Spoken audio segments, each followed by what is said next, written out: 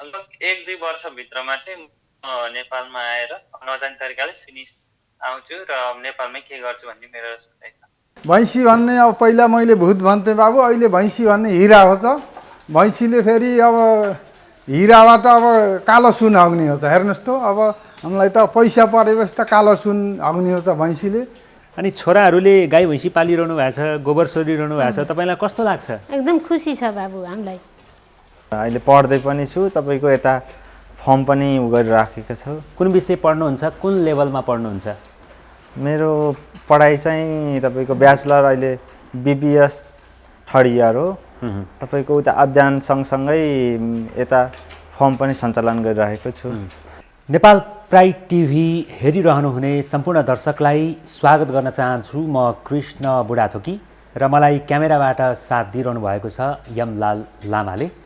यति बेला हामी कपिलवस्तु जिल्लाको बाणगङ्गा नगरपालिकाको वडा नम्बर 1 बठनपुर भन्ने ठाउँमा छौँ र आजको यो भिडियो श्रृङ्खलामा हामी तपाईँलाई यहाँनिर विगत 2 वर्षदेखि सञ्चालनमा रहेको कपिलवस्तु मोडर्न एग्रो फार्मको बारेमा जानकारी गराउन गइरहेका छौँ र आजको कार्यक्रममा हाम्रो अतिथि हुनुहुन्छ यस फार्मका प्रोपाइटर विक्रम अरियाल। उहाँसँग हामी कुराकानी गर्नेछौँ र विशेष गरेर अहिले यो फार्ममा करिब 10वटा भैँसी पालिएको छ, 5वटा गाईहरू पनि रहेका छन्, बाछाबाछीहरू पाडापाडीहरू पनि रहेका छन् केही सङ्ख्यामा र उहाँहरूले विशेष गरेर गाई र भैँसीको गोबरबाट भर्मी कम्पोस्ट पनि बनाइरहनु भएको छ। यसै गरी गाई र भैँसीको मूत्रलाई पनि व्यवस्थापन गरिरहनु भएको छ। उहाँहरूले विभिन्न उत्पादनहरू गरिरहनु भएको छ पिसाब र गोबरबाट। हामी यो विषयमा पनि यहाँलाई जानकारी गराउनेछौँ र करिब 1 करोडभन्दा बढीको लगानीमा अहिले यो फार्म सञ्चालनमा रहेको छ।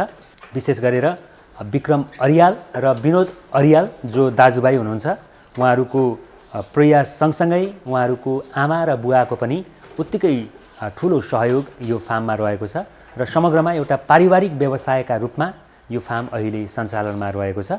उहाँहरूले तरकारी खेती पनि गरिरहनु भएको छ, घाँस खेती पनि गरिरहनु भएको छ। हामी यी विविध विषयहरूमा यहाँलाई जानकारी गराउनेछौँ।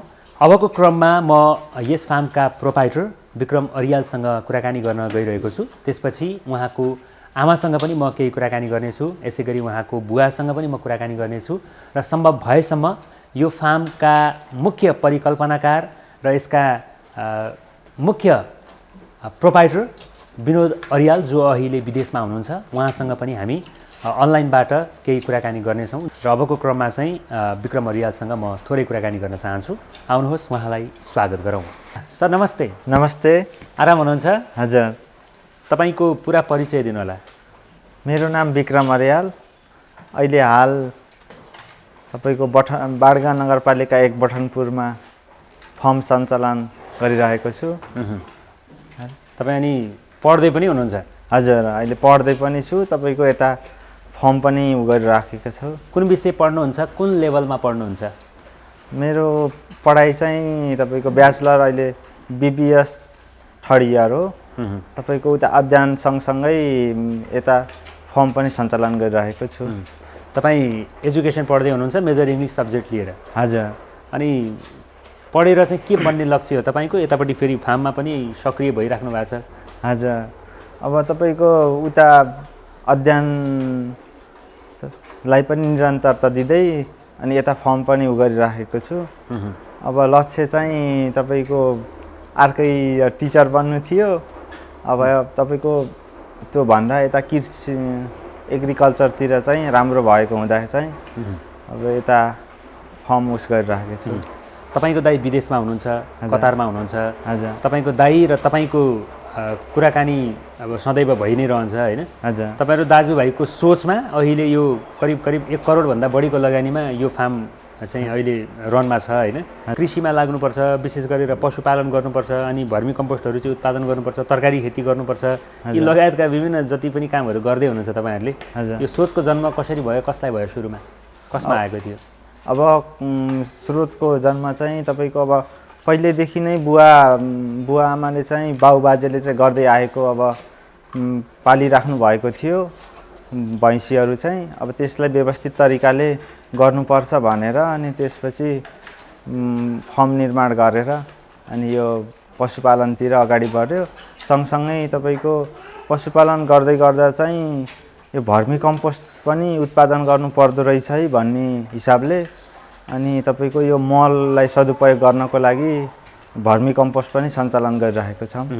एकदमै यो गाई पालन गर्ने र भैँसी पालन गर्ने किसानहरूको सबैभन्दा प्रमुख चुनौती भनेकै गोबर व्यवस्थापनको हो। हजुर तपाईँहरूले गोबर व्यवस्थापनका लागि भनेर भर्मी कम्पोस्ट उत्पादन गरिरहनु भएको छ होइन? हजुर भर्मी कम्पोस्टको बजार के छ? यसको चाहिँ तपाईँले जति उत्पादन गरिरहनु भएको छ यो बजारमा खपत भइराखेको अवस्था छ? हजुर यसको तपाईँको बजारीकरण चाहिँ एकदम माग छ, तपाईँको व्यापक माग छ। अब तपाईँको युरिया मलहरू एकदम तपाईँको आयात भइरहेको छ, त्यसको अब त्यो हुँदा चाहिँ अब यो भर्मी कम्पोस्टको एकदम माग छ। तपाईँको अब कतिपय फर्महरू चाहिँ यो तपाईँको दुधमा मात्रै आधारित भएर चलाइरहेको हुनुहुन्छ। अब त्यो दुधमा मात्रै गर्नुभन्दा चाहिँ यो मलको पनि सदुपयोग गरेर भर्मी कम्पोस्ट गर्न सक्यो भने अगाडि बढ्न सकिन्छ। तपाईँको यो दुधमा मात्रै आधारित भएर फर्म चाहिँ नचल्ने हुँदा तपाईँको फुल्ने क्रम पनि त्यत्तिकै छ, सुक्ने क्रम पनि त्यत्तिकै चलिरहेको छ। त्यो हुँदा चाहिँ यो भर्मी कम्पोस्ट गर्न एकदम जरुरी छ। यसको बजारीकरण तपाईँको एकदम राम्रो छ। हामीले पनि तपाईँको माग परिपूर्ति गर्न सकिरहेको छैनौँ। कहाँ छ तपाईँहरूको खास बजार चाहिँ भर्मी कम्पोस्टको चाहिँ?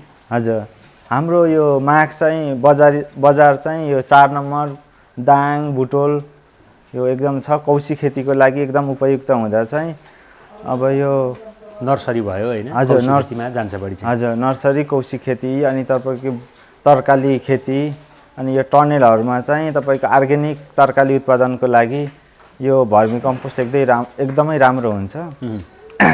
मासिक रूपमा कति परिमाणमा भर्मी कम्पोस्ट उत्पादन भइराखेको छ अहिले? अहिले मासिक रूपमा चाहिँ तपाईँको 5 टन चाहिँ उत्पादन भइरहेको छ। अब हाम्रो चाहिँ अब बढाउँदै लाने क्रममा छौँ। अहिले अब यो स्थापना भएको चाहिँ अब 1 वर्ष जति भयो। अब यसलाई चाहिँ अलि थोरै गर्दै यसलाई अलि मार्केटिङ गर्दै धेरै मात्रामा लैजाने उसमा छौँ। दुध कति लिटर उत्पादन हुन्छ दिनमा गाई भैँसीको दुइटै गरेर? दुध चाहिँ तपाईँको अहिले 100 लिटर छ। अब कहिले धेरै हुन्छ कहिले थोरै हुन्छ दुध चाहिँ। यसको बजार त स्थानीय बजार नै होला? हजुर स्थानीय बजारमै छ दुधको उस चाहिँ। तपाईँहरूले फार्म पनि एकदमै चटक्क बनाउनु भएको छ होइन? सुन्दर छ, एकदमै सफा सुग्घर हामीले देखेका छौँ। एकदमै राम्रो तरिकाले व्यवस्थापन गर्नुभएको छ। भर्मी कम्पोस्टको लागि पनि निकै राम्रै स्थान बनाउनु भएको छ यहाँहरूले। यो फार्मलाई अझै विस्तार गर्ने पनि लक्ष्य छ? हजुर अझै विस्तार गर्दै जानु लक्ष्य छ। तपाईँको चाहिँ अझै यहाँ धेरै कामहरू गर्न बाँकी छ। अब हामी चाहिँ बल्ल सुरुवातको चरणमा छौँ। अब त्यस सँगसँगै तपाईँको टुरिज्म उसको डेभलप गर्ने पनि उस छ। एग्रो टुरिज्ममा जाने? हजुर एग्रो टुरिज्ममा जाने पनि लक्ष्य दाजुभाइको छ? हजुर अब यहाँ धेरै कामहरू गर्न बाँकी छ। अब तपाईँको बेमौसमी तरकारी नर्सरी यसलाई पनि समेट्दै जाने उस छ तपाईँको।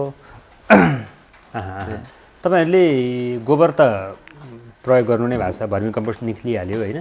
पिसाब चाहिँ केमा प्रयोग गर्नुहुन्छ? तपाईँको यो पिसाब चाहिँ तपाईँको यो तरकारीहरूमा तपाईँको विषादी तपाईँको अब कीटनाशक विषादी प्रयोग नगरेर अर्ग्यानिक तपाईँको यो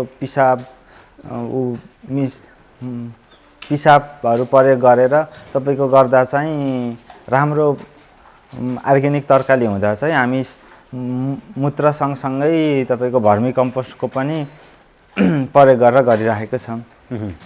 तपाईँको यो फार्ममा काम गर्दाखेरिको अलिकति केही तिता अनुभवहरू छन्? जस्तो यहाँका चाहिँ समस्याका कुराहरू, यो क्षेत्रमा चाहिँ अलिकति यो ठाउँसम्म आइपुग्दाखेरि तपाईँले गर्नु परेका चुनौती सङ्घर्षका कुराहरू?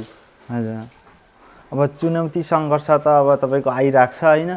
त्यसलाई सामना गर्दै अगाडि बढ्नुपर्छ। अब तपाईँको स्टार्टिङ चरणमा चाहिँ अब नाफा त्यति हुँदैन। अब तपाईँको लगानी मात्रै लगाउनु पर्छ, नाफा त्यति हुँदैन। अनि तपाईँको यो कृषिको लागि चाहिँ वेट गर्नुपर्छ।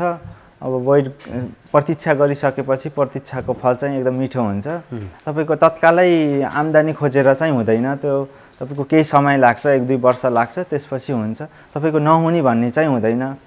अहिले अब लगानी गर्ने फेजमै हुनुहुन्छ तपाईँहरू होइन, लगानी गर्दै हुनुहुन्छ क्रमशः। हजुर जे होस् यहाँबाट राम्रै आम्दानी हुने, यसबाट सफल बन्ने भन्ने खालको एउटा बाटो चाहिँ देखिसक्नु भएको छ, लक्ष्य चाहिँ देख्नु भएको छ। हजुर यसमा चाहिँ तपाईँको यथा सम्भावना छ कृषि सेक्टरमा चाहिँ।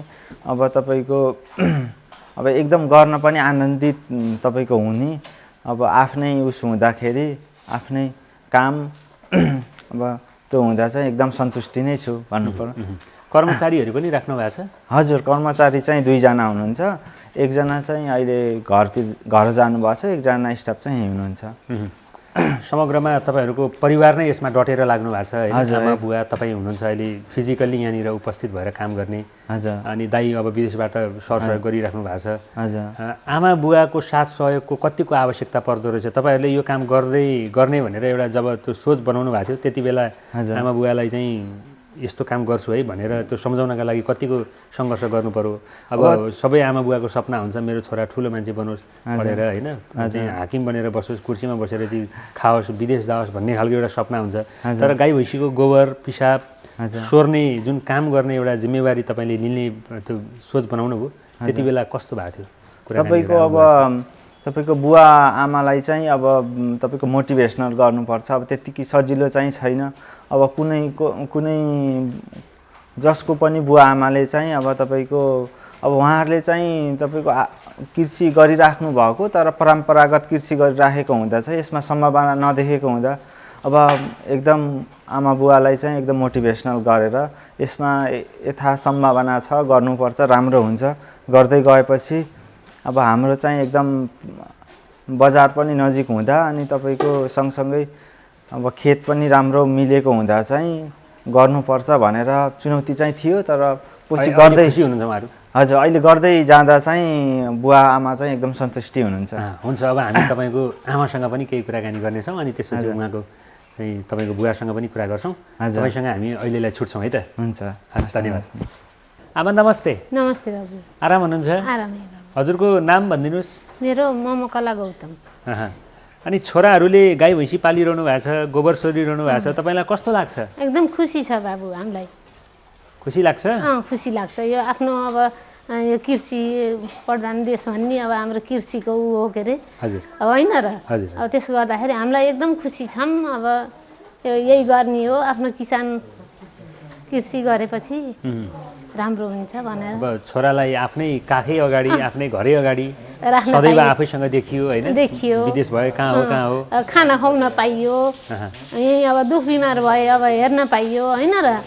सबै कुरो अब यही सुविधा भयो हामीलाई। हो। अनि जेठो छोरा त विदेशमा हुनुहुन्छ होइन? विदेश हुन्छ। कति सङ्घर्ष गरेर, कति दुःख गरेर आज यो फार्मलाई यत्रो एउटा चाहिँ बनाउनु भएको छ। उहाँले 1 करोडभन्दा बढीको लगानी भइसकेको छ। जेठो छोराले धेरै लगानी गरिदिनु भएको छ। अब यही गर्ने भनेरै अब गरेछन्। अब राम्रो भइराखेको छ, राम्रो हुन्छ, गरेपछि हुन्छ बाबु, नगरे त कहाँबाट हुन्छ र? अनि आमाले के गर्नुहुन्छ यहाँ फार्ममा चाहिँ? अब तपाईँहरू सबैजना मिलेर काम गरिरहनु सबै भएको छ? मिलेर गर्छन्, पानी दिने, यताउता भुस राखिदिने, त्यही गर्छु। आफूले सकेको काम गर्नुहुन्छ? सकेको काम गर्छु मैले। अनि तपाईँका जस्तै छोराहरू, कति छोराहरू हुनुहुन्छ, कोही विदेशमा हुनुहुन्छ, कोही रोजगारी नपाएर त्यत्तिकै भौतारेर बस्नु भएको छ, गाउँमा पाखा पखेरा यस्ता जमिनहरू त्यत्तिकै बाँझो भइराखेको अवस्था छ होइन? यी सबै छोराहरूलाई केही भन्न चाहनुहुन्छ? यो त अब सबै बाबुहरूले यस्तै गरेर हाम्रो छोराहरूले चाहिँ गरेर राम्रो बाँझो कुँझो नराख्ने, विदेश नजाने, अब यहीँ अब राम्रो गर्ने, आफ्नो खेतीपाती अब किसान गर्ने भन्ने हामीले त्यही भन्छौँ बाबु। ल हुन्छ आमा, हामीलाई समय दिनुभयो, तपाईँलाई धेरै धेरै धन्यवाद। नमस्ते। बुवाको नाम भनिदिनु न।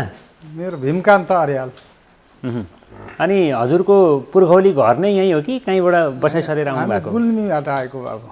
गुल्मीबाट यहाँ आउनुभयो कपिलवस्तु? पहिला सालझन्डीमा आइयो। हजुर। 20-22 वर्ष जति सालझन्डीमा बस्छु। त्यहाँ सालझन्डीबाट बसाइ सरेर फेरि यो कपिलवस्तुमा आउनुभयो? कपिलवस्तुमा आइयो। बा के गर्नुहुन्थ्यो पहिला? पहिला म स्वर्गद्वारीको पण्डित हो।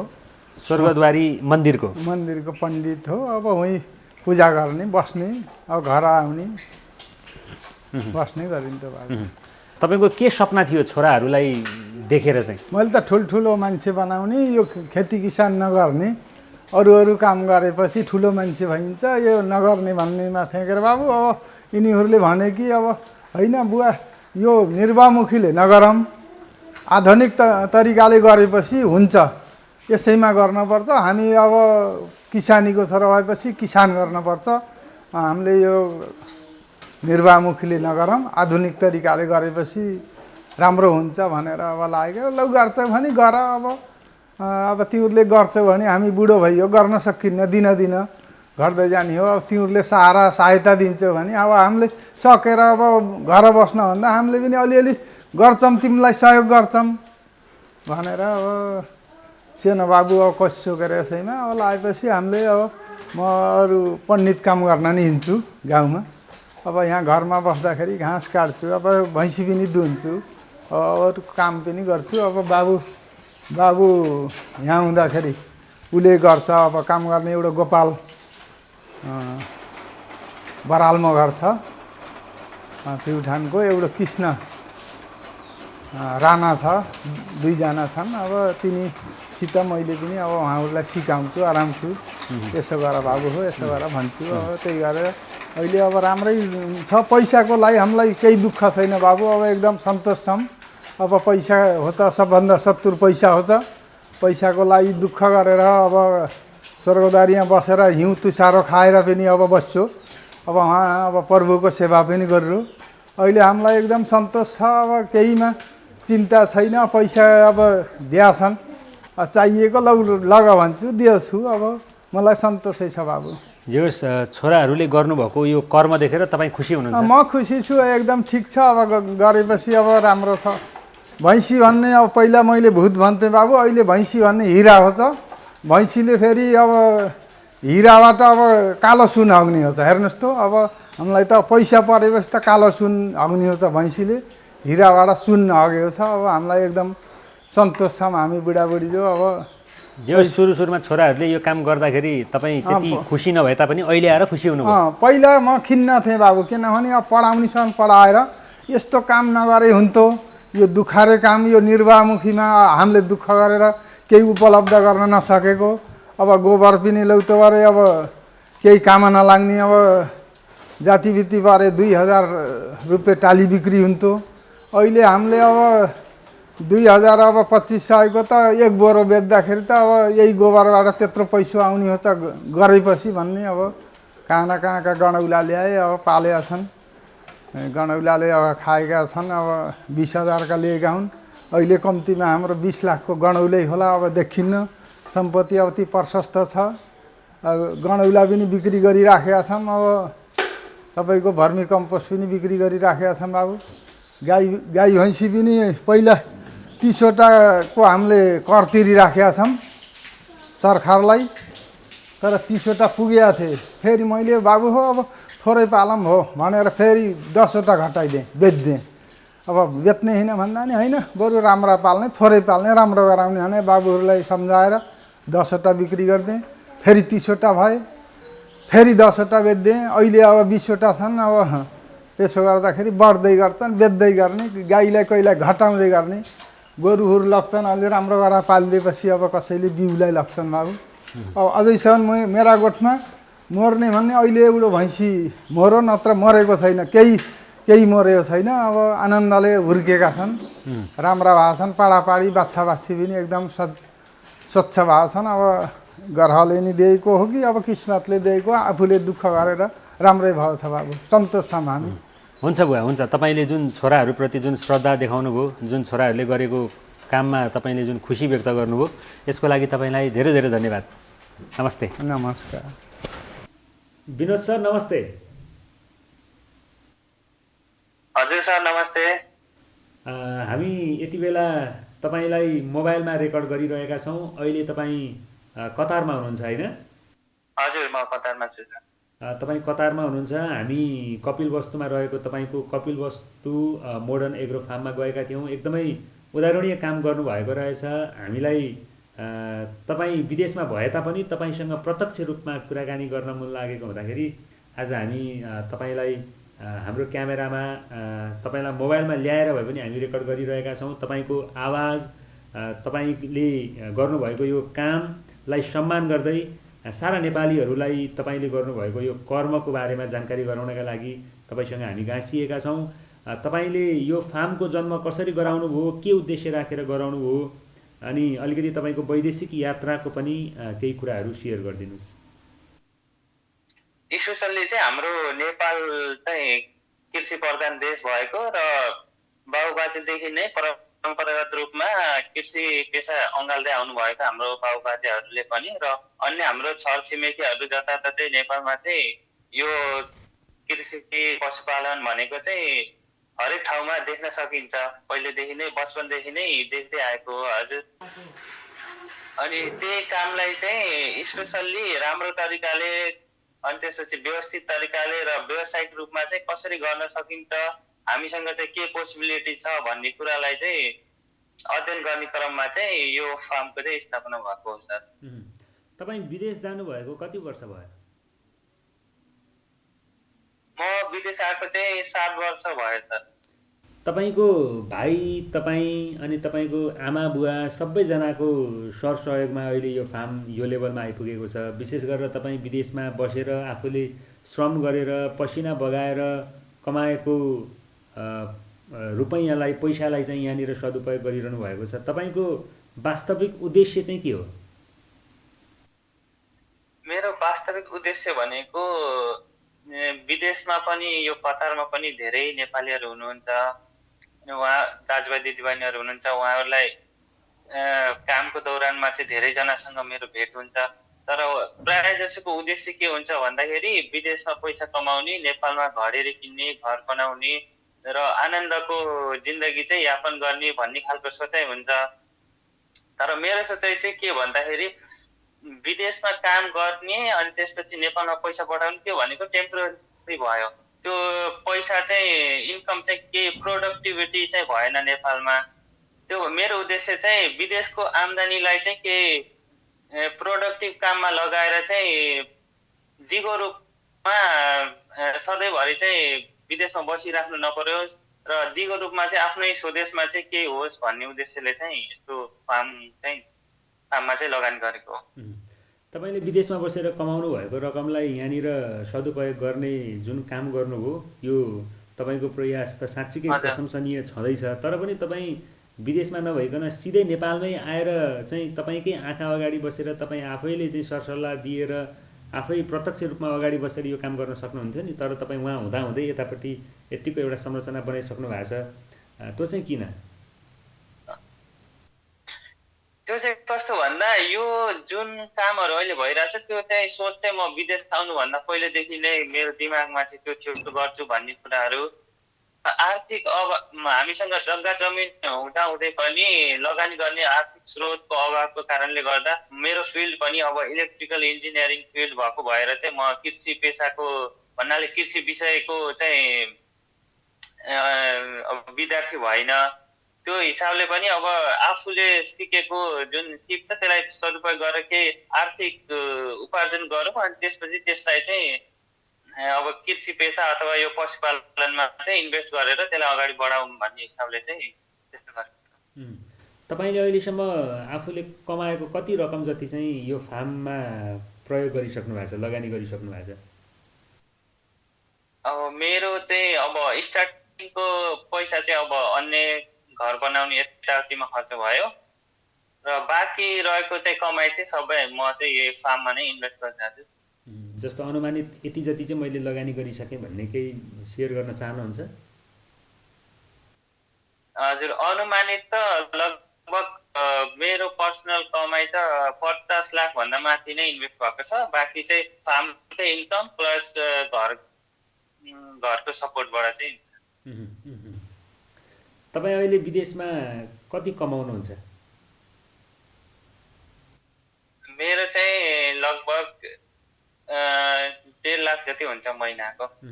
अनि विदेशमा अहिले कतारमा तपाईँ मासिक 1.5 लाख कमाउन सफल हुनुहुन्छ। नेपालमा आएर त्यति अथवा त्योभन्दा बढी कमाउन सक्छु भन्ने अठोट त्यो विश्वास, त्यो चाहिँ सम्भावना देख्नु भएको छ, त्यही भएर तपाईँले लगानी गर्नुभएको हो कि के हो? हजुर हजुर, विदेशमा भन्दा पनि नेपालमा अझै धेरै नै कमाउन सकिन्छ। नेपालमा प्रशस्त सम्भावना छ। विदेशमा जब भनेको फिक्स स्यालेरी हुन्छ, फिक्स टाइमिङ हुन्छ। तर अब नेपालमा भनेको जति आफ्नो बिजनेस ग्रोथ हुँदै जान्छ त्यो हिसाबले चाहिँ इन्कम बढ्दै जान्छ। त्यो भएर चाहिँ जबमा चाहिँ फिक्स इन्कम हुन्छ भने बिजनेसमा चाहिँ धेरै नै जबभन्दा धेरै नै राम्रो आम्दानी गर्न सकिन्छ। तपाईँ जस्तै धेरै नेपालीहरू विदेशमा हुनुहुन्छ होइन? अब कतिपय साउदी, हजुर। दुबई, कतार, मलेसिया लगायत चाहिँ अब खाडी मुलुकमा कति धेरै नेपालीहरू हुनुहुन्छ। अरू चाहिँ अब युरोप अमेरिकामा पनि त्यत्तिकै धेरै नेपालीहरू हुनुहुन्छ। विश्वभर नेपालीहरू छरिएर रहनु भएको छ। सम्पूर्ण नेपाली दाजुभाइ दिदीबहिनीहरूलाई हजुर। तपाईँ विदेशमा हुँदाहुँदै अहिले जुन यो प्रत्यक्ष रूपमा हामी संवाद गरिराखेका छौँ, सबै नेपालीहरूलाई के भन्न चाहनुहुन्छ? मेरो सन्देश चाहिँ सबैजनालाई विदेश जानुहोस्, पढ्नुहोस्, केही सिप सिक्नुहोस्, आर्थिक उपार्जन गर्नुहोस् र त्यो सिप जोस जाँगर चाहिँ नेपालमा आएर चाहिँ हाम्रो देशको आर्थिक उन्नतिमा चाहिँ टेवा पुर्याउनुहोस् र आफू पनि स्वदेशमै बसेर के गर्नुहोस् भन्न चाहन्छु। तपाईँ अब कहिले नेपाल आउनुहुन्छ र नेपाल आइसकेपछि कहिलेबाट चाहिँ तपाईँले यो बनाउनु भएको फार्ममा बसेर आफै गोबर सोर्नुहुन्छ, खेती किसानी हजुर। गर्नुहुन्छ, त्यो त्यो दिन कहिले देख्छौँ अब हामीले? हजुर। अब छिटै लगभग 1-2 वर्षभित्रमा चाहिँ म नेपालमा आएर नजाने तरिकाले फिनिस आउँछु र नेपालमै के गर्छु भन्ने मेरो सोचाइ छ। हुन्छ सर, हामीलाई तपाईँले मोबाइलबाट चाहिँ एउटा संवाद गर्ने अवसर जुराइदिनु भयो। हामीले तपाईँलाई क्यामेरामा कैद गरिराखेका छौँ। तपाईँका यी महत्त्वपूर्ण विचारहरू राखिदिनु भयो, हामीलाई समय छुट्याइदिनु भयो। यहाँलाई धेरै धेरै धन्यवाद। हजुरलाई पनि मेरो विचारहरू राख्ने मौका दिनुभएकोमा हजुरलाई पनि धेरै धेरै धन्यवाद।